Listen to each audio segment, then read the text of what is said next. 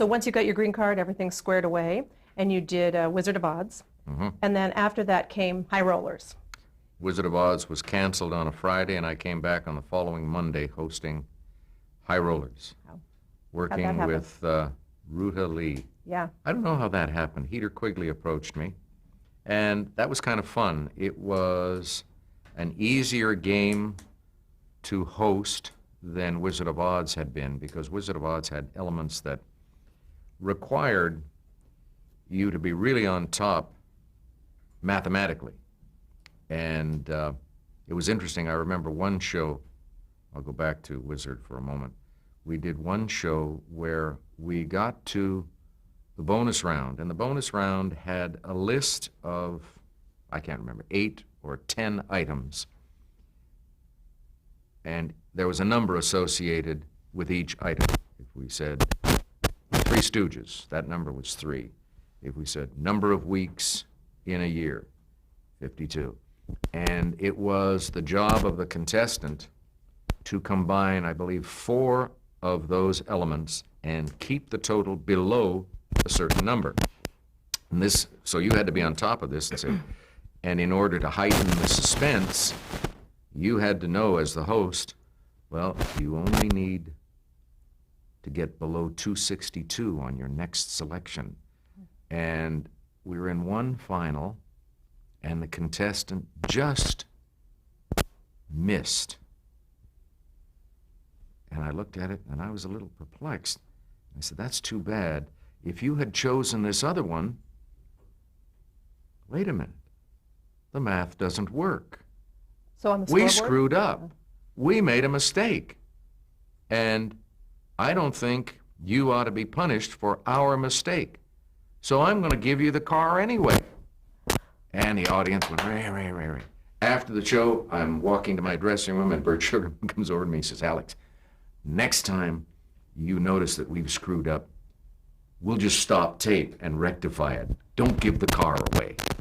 So, and then I got High Rollers, and there was a lot less pressure on me, because on Wizard I had to be on top of all these numbers, and because of compliances and practices, if I said there is one chance in 6.27 that this will happen, and it was 1 in 6.28, compliances would come back and say, oh, you said it wrong, so you've got to correct yourself. Okay. High Rollers, here comes Ruta Lee. Showbiz personality. Heater Quigley, who at that time were also the producers of Hollywood Squares. Lots of showbiz personalities there. And now I'm a member of this family.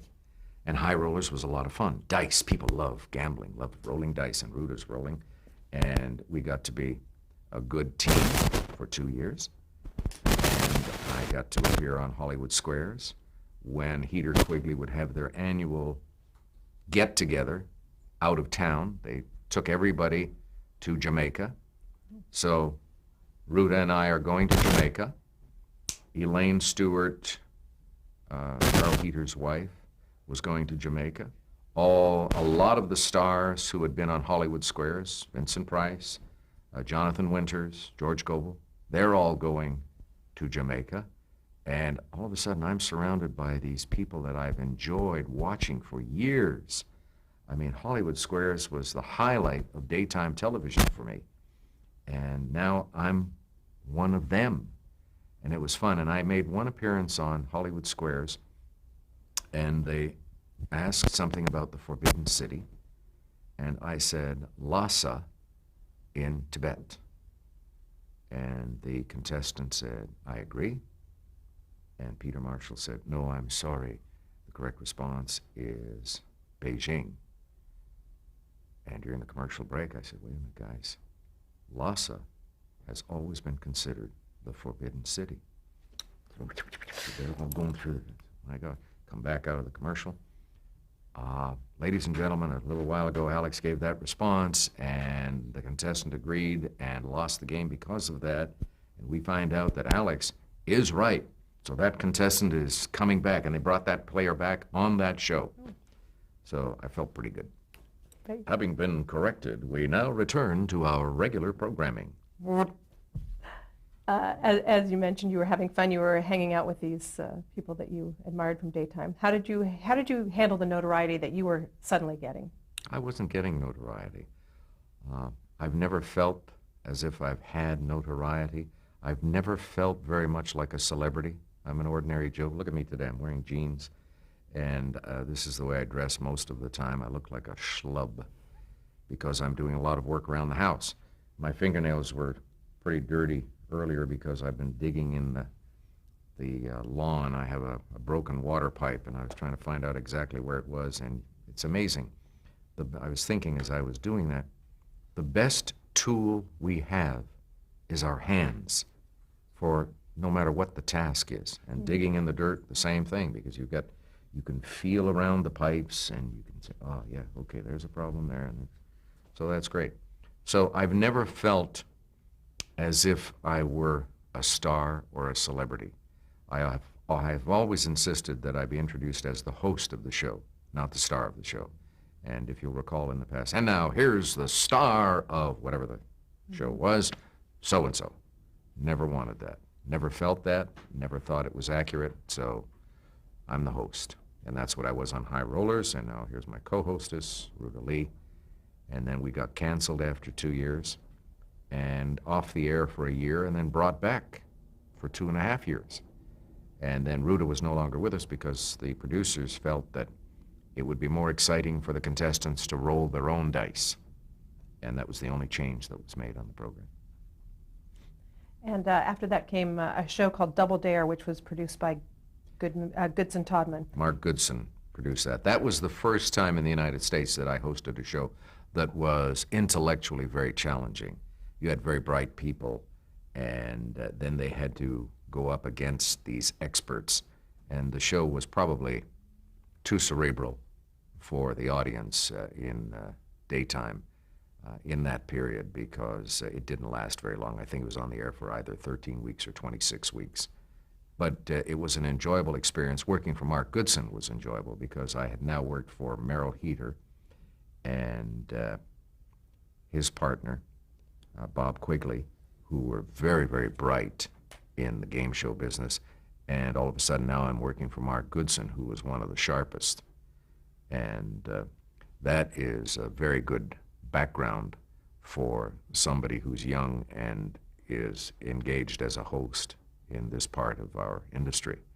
Good experience. Did you learn something significant from him? Yes, I learned something that I've remembered to this day, and that is it doesn't matter who comes up with a good idea. If it's a good idea, it's a good idea. And don't let your ego get involved and say, well, I won't accept that idea from you because you're just a stagehand. What kind of crap is that? And Mark was great at that. If I made a suggestion, and I had made suggestions before to producers when I worked at the CBC, and I had one producer director who gave me a big put down once. I had been hosting this program for a couple of years, and he came in as a guest director once, and he decided to do it in a particular way, and it was a show that was a filler after football games on Sundays. So it was not open-ended. We knew when the end would be. It would be at the top of the hour, but we didn't know how long the program would be. It could be 10 minutes long. If the football game ended, say, at 3:20 and we were supposed to be off the air at 4, then we had 40 minutes to fill. And he put all of the film clips on one big reel, so he couldn't access them. If we needed a 3-minute filler, he couldn't access that. And I said, I don't think that's a good idea, because he said, are you the director, producer of this show? I said, no. He says, what's your job? I said, I'm the host. He said, then I'll handle it. And he screwed it up. And I remembered that. And I said, the arrogant SOB. But that's the way he was. And then I came to California, and I met Mark Goodson. And I made a suggestion to Mark, and he said, that's a good idea. And I felt so good. I said, geez, different world down here. Different world. Well, now you'd worked in the U.S., but in the mid-'70s, Canada came calling again. Well, as soon as I left left Canada to come to the United States in 1973, I hadn't been out of the country for more than a year when I suddenly got the call to go back, and would I be interested in hosting a show called Stars on Ice on the private network, CTV? And I said, oh, sure, I'd love to go back and do some work in Canada. And I was not a figure skater, but they put me in figure skates, and I'd get out there every week with the entertainers, and they had set up this large skating rink in one of the stages, and it was fun. It was fun, and I get to go back home and schmooze with my friends and have a real good time, and I got paid for it. So, What was the difference between working in the United States and working in Canada? Is there anything significant? at that time, working at CTV on Stars on Ice, there was no significant difference because the producer, Mike Steele, was someone who had directed shows in the United States, and he understood the showbiz concept, if you will, and more the American mentality than just the small, narrow-minded Canadian mentality that existed in some areas prior to that. But Canadian television was just beginning to come out of its shell. CTV, the private network, put a great deal of pressure on the CBC, the government network, to change its way of doing things, because all of a sudden, television in Canada was show business, not just a government entity that was providing educational programming and serious dramas. All of a sudden, maybe we could make people laugh? Wouldn't that be a nice concept? And it worked. Now, that's not to say that there hadn't been some great comedy shows. Wayne and Schuster, for years, going back to radio. I grew up listening to Wayne and Schuster on radio, and then they had their own specials on television. But by and large, the television at the CBC was a more serious thing until CTV came along. And then it forced the CBC to open up. Right. And then came a $128,000 question. Which network was that on? That was in syndication. It was syndication. But they were shooting it, they came to shoot it in Toronto. Mike Darrow, I believe, had hosted the first year of that program in the United States, and they were going to go on for a second year, and they came up to Toronto. And again, you know the concept, the expert gets in the booth, and I ask all kinds of difficult questions, and that was fun, but it lasted 1 year only, but that's okay. More experience. Then came a celebrity panel show called Battle Stars. And can you share with us any memories of the celebrities that you worked with and how that show was? Battle Stars I always referred to as son of Hollywood Squares. Hollywood Squares had 9 celebrities. Battle Stars had 6. Hollywood Squares had squares. Battle Stars had triangles. And the person, the performer who came out of Battle Stars and enjoyed the greatest success later on was Jerry Seinfeld. But there were others who, we had the same quality of people that they used to have on Hollywood Squares. And Tom Poston was on the show once as one of the panelists, and I was interviewing a young lady who had come from out of town, maybe Chicago or whatever, and I said, "Why did you come to California?" And she said, "I came to find a husband." And Tom Poston, without missing a beat, said, "Whose husband did you come to find?" Brought down the house. Great funny man. That's great. What do you remember about the series Pitfall? It's the only time in my life that I have been stiffed for a salary. Came at a bad time in my life. Elaine and I had broken up. My father was sick with cancer, and when Elaine and I broke up, our asset was the house in which we lived on Mulholland Drive, so we sold that, and I took back a mortgage, and the way the division of property went, she got all the cash that came as the down payment, and I got the mortgage payments every month, which was fine. It was okay, but I had no cash, so I needed work, and I was offered a job by Bill Armstrong, who had worked with Peter Marshall on Hollywood Squares, and he was up in Canada doing the show, and he said, "Would you like to come up and host?" I said, "Sure," because I needed the dough. And in fact, when we broke up and sold the house, Elaine bought a house and paid for most of it, or almost all of it, with the monies we she received from the house we sold. And I didn't have a house, but I found one, oddly enough, right across the street from where she lived. But I didn't have enough money for the down payment, so I had to go to her and borrow money for the down payment. So now I get offered a job in Canada, and they send me the paperwork, and they said, you must be a member of the Canadian Union, otherwise we can't hire you. And I was a member of the Canadian Performers Union, ACTRA.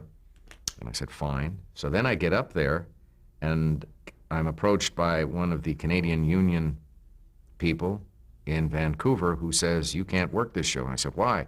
He said, they're not signatories. I said, what do you mean they're not signatories? Part of my contract says that I have to be a member of the union. I assumed that they must be signatories in order to put that provision in there. So there was a big fight. The head of the show came to me and said, if you don't perform, we're going to sue you because we have a contract. And the union said, if you perform, you're going to be in deep trouble with the union because they're not signatories. Finally, at the 11th hour, they resolved their differences. And then we did 13 weeks of programming, and they paid me. And then we did another 13 weeks of programming, and they didn't pay me. And I found out, then I went to the union. I said, you got to help me here. They're not paying me. They said, well, there's really nothing we can do. I said, what? I stood up for you guys in order to get them to become signatories, and now you're not willing to stand up for me? And then I pursued it through some other entities, and I discovered through a lawyer that on the scale of those who are to be paid, I was about 35th on the list. Somebody who had done work at the studio, carpentry work or whatever, was way at the head of the list because they had a mechanics lien. And as a performer, as the host, I was way down at the bottom of the list, and I could not prevent them from marketing the program, even though they had never paid me. And I still have that check on the wall downstairs behind my desk. That's the only time in my life someone has stiffed me for hosting or doing work on a program.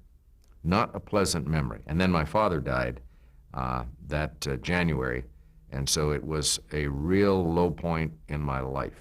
But things turned around. I got other shows after that. And a big one came soon thereafter. What was that? Jeopardy! Oh, it did? Good for me. Haha. 1984, they decided to revive Jeopardy! Yep. And do you know how it came to be revived? Were you... No, they just decided. They had put Wheel of Fortune into syndication, and they wanted to get another show to go with it. And Merv thought Jeopardy! Was too classy for syndication, but they talked him into doing it.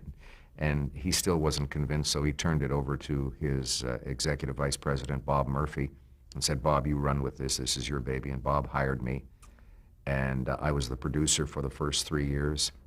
And little by little, we began to find our audience and expand our staff.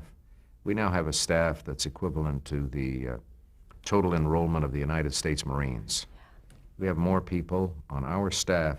I remember at the Emmys when Bob Barker made his final appearance and said, there are only 9 of us, or whatever it was, some small number, who produce this 1-hour show each day for CBS. And I said, what? My gosh, we have more people than that just looking after me. And that's the way it should be, of course.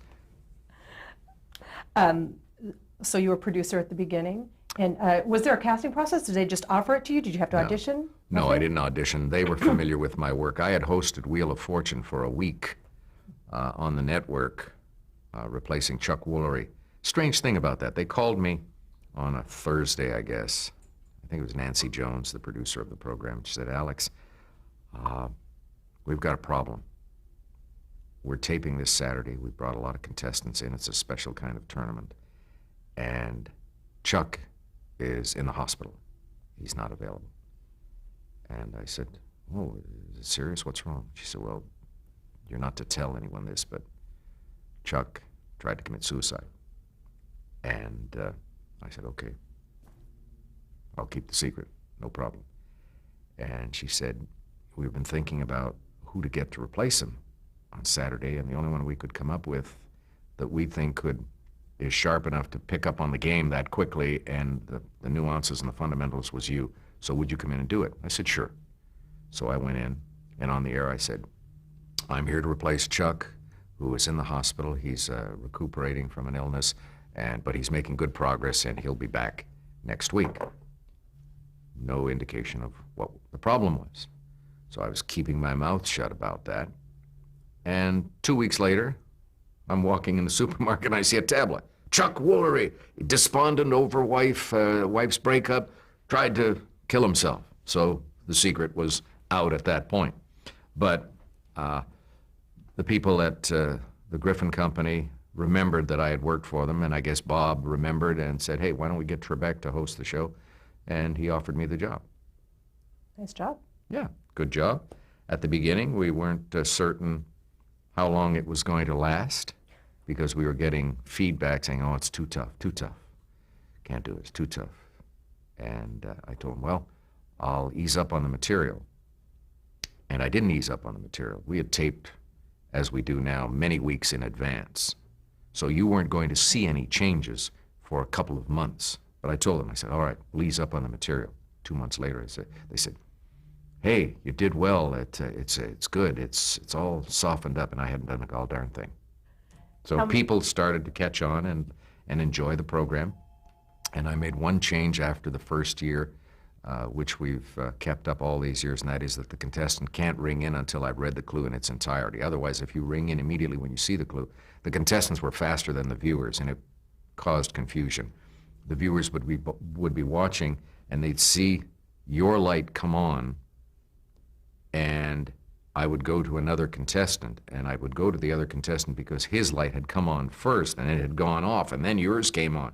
You were the second one to ring in, but I had seen on stage that he was the first, and the audience would say, why did he go to her when or why did he go to him when her light's on?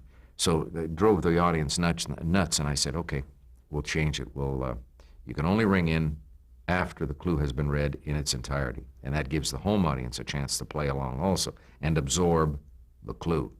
Then you say, okay, who's first now? Oh, and if you're playing along, you say, ooh, I beat you. A lot of people play at home with ballpoint pens, just click, click, I got it, click, click. Is there a secret to ringing in? Is there something? Yeah, you have to know something about the subject. The more you know, the faster your thumb is, believe me. If you know the topic, the category, you're going to do better than if you don't. And that's why you see on some shows a contestant will wind up winning the game and $20,000, and on the next show, wind up with $200. It's the categories. You talked about in the beginning, did you have a lot of input, and do you still? Oh, sure. At the beginning, I had a great deal of input. The show that you see on the air is basically the one I set up. But there are a lot of nuances now that have been brought in over the years. Harry Friedman, our current executive producer, has been very, very creative. In fact, I've referred to him as the most creative producer I've ever worked for. He brought in the Clue crew. We do a lot more videos and audios than we used to do in the past.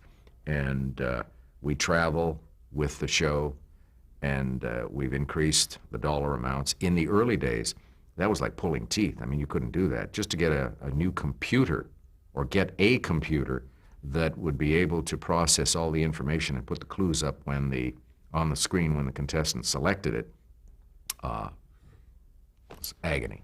Alex, that computer's going to cost $25,000. Yeah, but we need it, and it'll prove that it would. Okay, so it was not easy.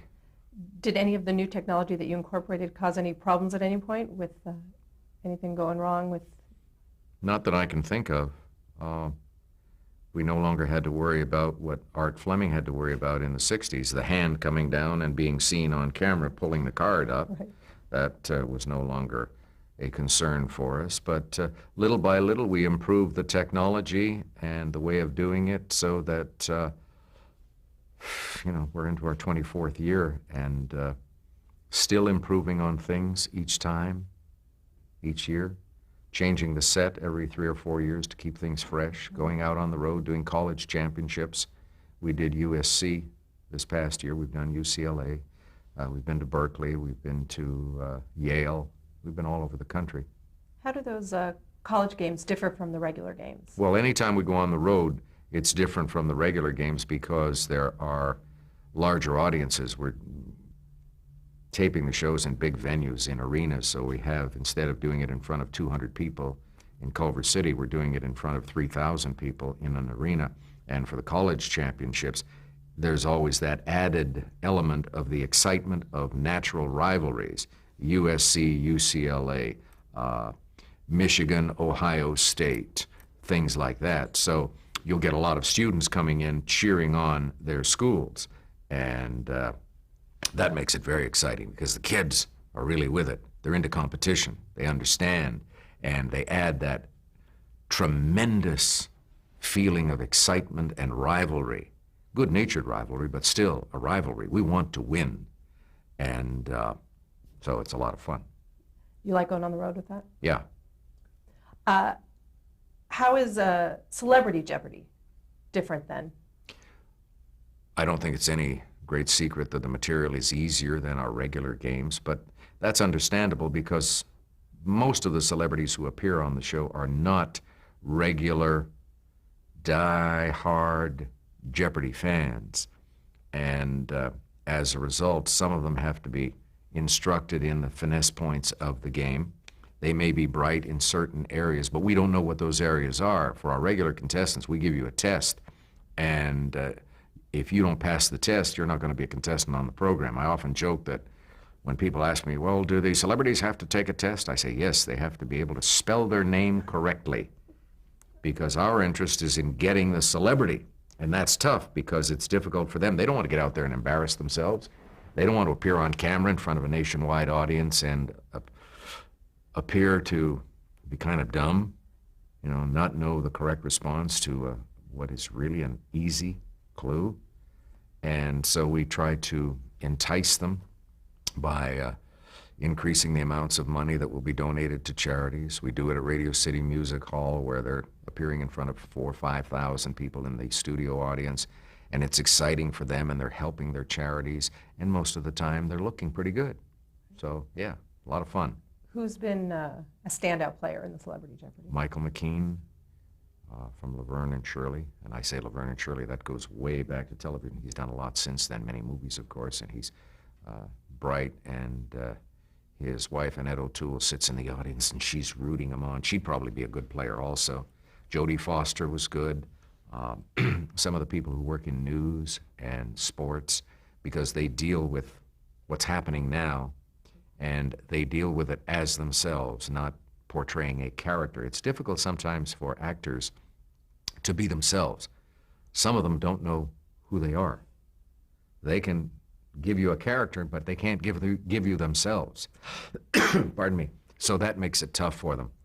And keep in mind that it's an ego thing. You don't want to look bad on camera. We're going to pause here to change the tape. Okay, good. Perfect timing.